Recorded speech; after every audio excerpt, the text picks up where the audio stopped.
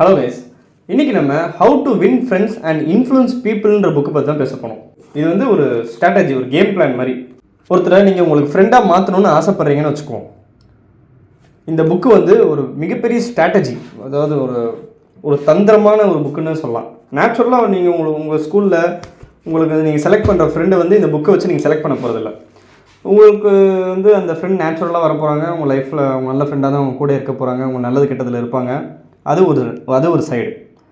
நீங்கள் பிஸ்னஸ்க்கு போயிட்டீங்க, இல்லை ஒரு ஒர்க் என்விரான்மெண்ட்டுக்கு போயிட்டிங்கன்னா அங்கே வந்து நீங்கள் உங்களுக்கு பிடிக்குதோ பிடிக்கலையோ, அவர் உங்கள் வாழ்க்கையில் தேவையோ தேவையில்லையோ, நிறைய ஃப்ரெண்ட்ஸை நீங்கள் சம்பாதிக்க வேண்டியது உங்களோட க்ரோத்துக்கு ரொம்ப உதவியாக இருக்கும். இந்த புக்கில் சொல்கிறாங்க, வாழ்க்கையில் பெரிய ஆளான எல்லாருமே ஒரு 20% தான் அவங்களுக்கு அந்த பெரிய ஆள் ஆகிறதுக்கு அவங்களோட எஜுகேஷனும் அவங்களோட எக்ஸ்பீரியன்ஸும் அவங்களோட அறிவும் அவங்களுக்கு ஹெல்ப் பண்ணியிருக்கும்.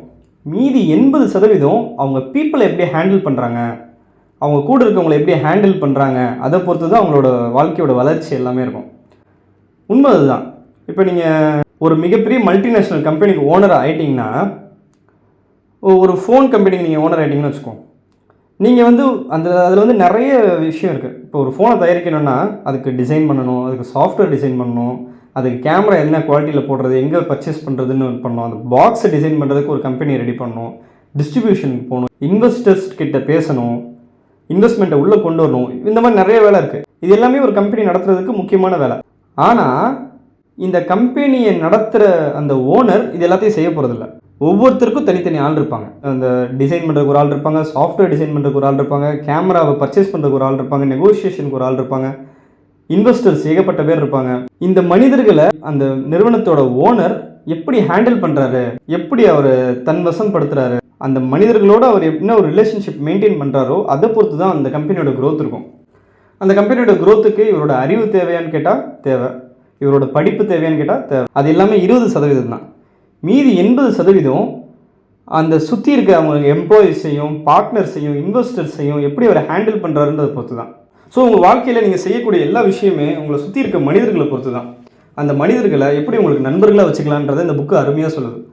இதில் வந்து ஒரு எக்ஸாம்பிள் ஒன்று இருக்கும். உங்கள் ஃப்ரெண்டு ஒருத்தர்கிட்ட இந்த மாதிரி அமெரிக்காவில் ஒரு பெரிய பாம்பு வெடிச்சிருச்சு அப்படின்னு நீங்கள் சொன்னீங்கன்னா, அப்படியா, ஓ சரி ஓகே அப்படின்னு அவர் அடுத்த வேலையை பார்க்க போயிடுவார்.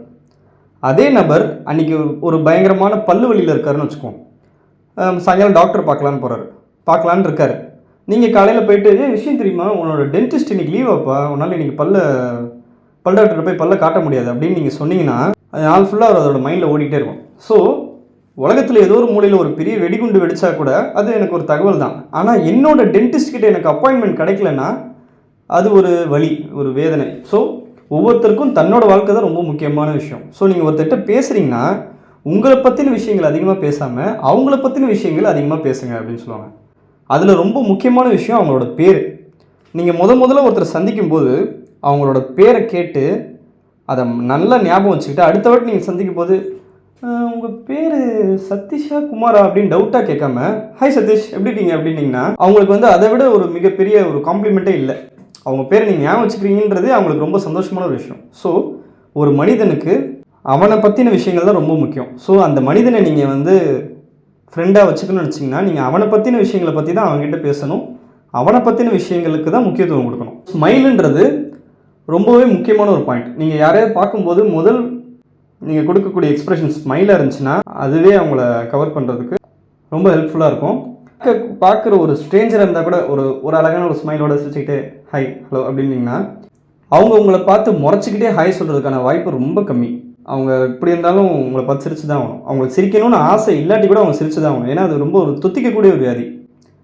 சிரிப்புன்றது ரொம்ப ஈஸியாக பரவக்கூடிய ஒரு விஷயம். ஸோ இவர் சொல்லக்கூடிய ஒரு ரொம்ப சிம்பிளான ஸ்டெப்ஸ் தான். ஒன்று, உங்கள் பேரை ஞாபகம் வச்சுக்கோங்க, அவங்க டேட் ஆஃப் பர்த்தை ஞாபகம் வச்சுக்கோங்க, அவங்கள பற்றின விஷயங்களை பற்றியே பேசுங்க, அவங்கள பார்த்து சிரிங்க. இந்த மாதிரி சின்ன விஷயம் தான் இதில் சொல்லியிருக்காங்க. ஆனால் இதில் இருக்க ஒவ்வொரு சாப்டரையும் படித்து அதை நீங்கள் ஒரு எக்ஸ்பெரிமெண்ட் மாதிரி பண்ணி பார்த்தீங்கன்னா 100% இருக்கும்.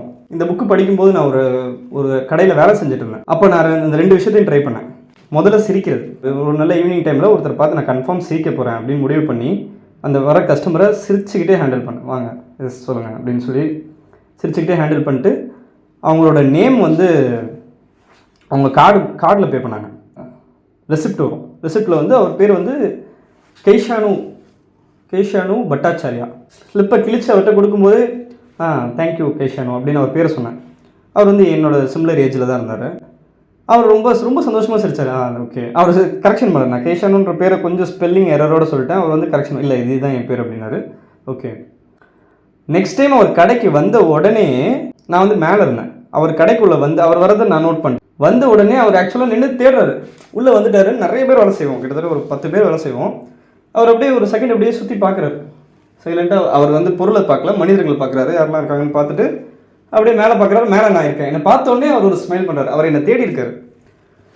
ஸோ வந்து இந்த சின்ன சின்ன விஷயங்கள் நம்ம ஃபாலோ பண்ணும்போது நம்ம லைஃப்பில் நிறைய டிஃப்ரென்ஸ் இருக்கும். ஆனால் இதை என்னால் லைஃப்பில் ஃபாலோ பண்ண முடியல. நம்ம டே டு டே லைஃப்பில் ரொம்ப பிஸியாக நிறைய விஷயங்கள், நிறைய மன அழுத்தம், மன குழப்பம், சோகம், சந்தோஷம், வேலை, கடன், இந்த மாதிரி நிறைய விஷயம் இருக்கனால இதை என்னால் ஞாபகம் வச்சுக்க முடியல. இப்போ நான் உங்ககிட்ட இதை பற்றி சொல்லும்போது இது எனக்கு திரும்ப படிக்கணும்னு ஆசையாக இருக்குது. நான் சொன்னது வெறும் 2 சின்ன விஷயம் தான். அது 2மே நான் ப்ராக்டிக்கலாக ட்ரை பண்ணி பார்த்தேன். எனக்கு ஒர்க் ஆச்சு. அதுக்கப்புறமாட்டி இந்த புக் ஃபுல்லாக படித்தேன். நிறைய விஷயங்கள் இருந்துச்சு. நிறைய விஷயம் நான் ட்ரை பண்ணி பார்த்தேன். அதெல்லாம் எனக்கு ஞாபகம் இல்லை. திரும்ப இதை நான் படிக்கணும்னு ஆசைப்பட்றேன். இதை நீங்களும் படிக்கணும்னு ஆசைப்பட்றேன். நம்மளை சுற்றி இருக்க எல்லாருமே படிக்கணும்னு ஆசைப்பட்றேன். நீங்கள் இந்த புக்கை கண்டிப்பாக படிக்கணும்னு ஆசைப்பட்றேன். How to influence and influence people. Amazon, ஃப்ளிப்கார்ட்டில் வந்து இதோட MRP 199. இது ஒரு நல்ல புக்கு படிக்கணும்னு நினைக்கிறவங்க இந்த புக்கை கண்டிப்பாக ஒரு வாட்டியாவது படிங்க. தேங்க்யூ ஃபார் வாட்சிங்.